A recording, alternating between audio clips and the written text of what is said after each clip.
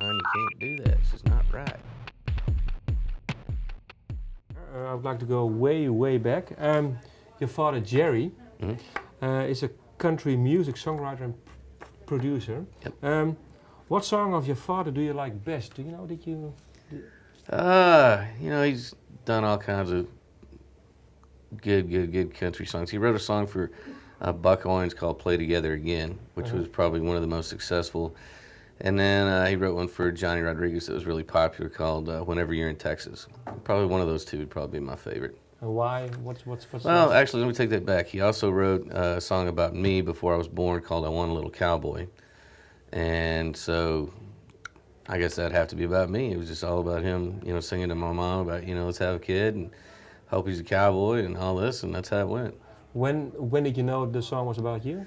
Oh, he told me probably when I was about 2 years old. 2 years old. Yeah, already. something like that. It takes a little while for you, learn what things are about. But I still got the 45 at home. Yeah. So. So what's the best part for you if you listen to the song now? Oh, the best part of it, just the line.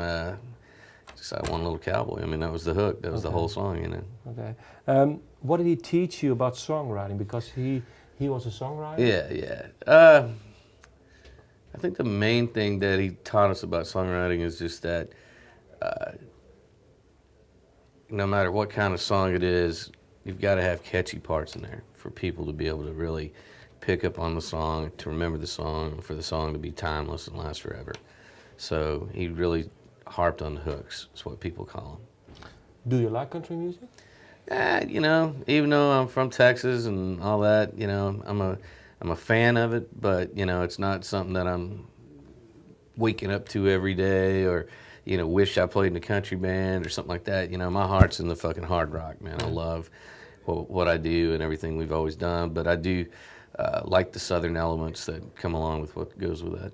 Does he like your music? He is a fan of our music. I can't say he always understood it, I used to tell him all the time, when he would hear us do something, like I remember we did fucking Hostile and we put distortion all over the vocals at the end. He was just like, son, you can't do that. It's just not right, Yeah. Be like, hey, dude, let me ask you this. You remember when Elvis came out and you were going crazy? He goes, yeah. I said, what'd your mom and dad think about him?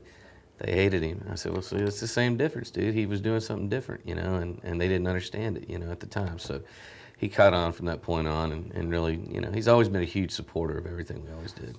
Is there one song that you and Dimebag wrote that he actually likes? Do you know? Is there one song that he says, well, that's, I wish I wrote that song, maybe something like that? I don't know about that, but we did have a song off of Power Metal called We'll Meet Again that he really, really liked, and he always thought that was one of the best songs that we'd ever written.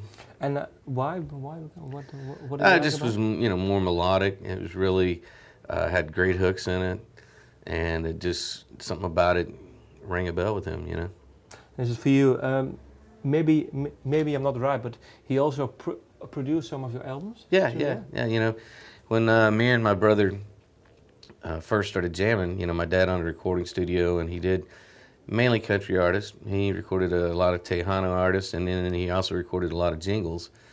Very few rock and roll bands would come to the studio until he got this rock and roll engineer named Jerry Hudson that was there.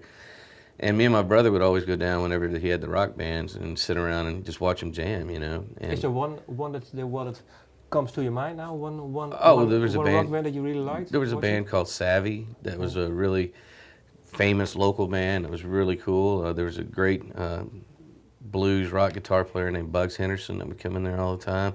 A guy named Ricky Lynn. Nobody that ever blew up and turned into really a big band. But they were big to us because they were in the local area.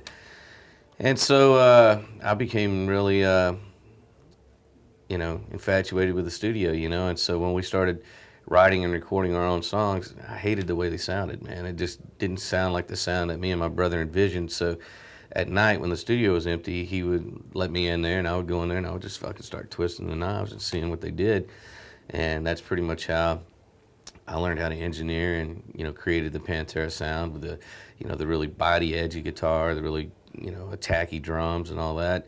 And yeah, he'd freak out on what was coming out of there. He's like, nah, that don't sound like what I'm used to. And I'm like, not supposed to, man. It's a whole new game right here, you know.